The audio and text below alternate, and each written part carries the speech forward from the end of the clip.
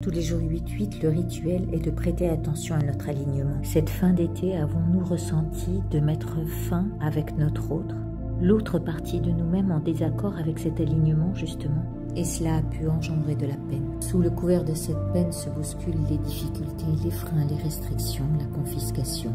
Le climat oppressant de cette rentrée rend l'ambiance maussade. Nos décisions traînent en longueur, on peut se sentir lourd comme ralenti et notre cœur à la déroute. Cela arrive comme un revers de manche à ce qu'on croyait maintenir fermement entre nos mains. Tout s'oppose à ce qu'on envisageait. En tous les cas, c'est la croyance qui se greffe à la situation, jusqu'à sans doute aujourd'hui ébranler notre motivation. Alors qu'il nous faudrait savoir nous réjouir et voir ce qui abonde et qui est déjà là, on s'appuie sur cette fin, sur ce qui nous rend triste, ce qui nous manque ou pourrait nous manquer. Vibrer à haute fréquence porte la situation à revêtir un nouvel élan. Même si la peine est présente, c'est l'occasion de saisir tout ce qui nous rend heureux et nous a rendus heureux. Ce qui est bon et doux et nous a fait grandir. Sortir du flot de l'émotion pour mieux voir et savoir s'isoler comme isoler sa peine en repoussant le défi qui pourrait ébranler notre foi. La liberté intérieure peut manifester la joie et c'est en consacrant nos plus beaux souvenirs comme nos plus belles pensées à l'être du présent que nous saurons stimuler le Créateur en soi en reconfigurant notre état émotionnel.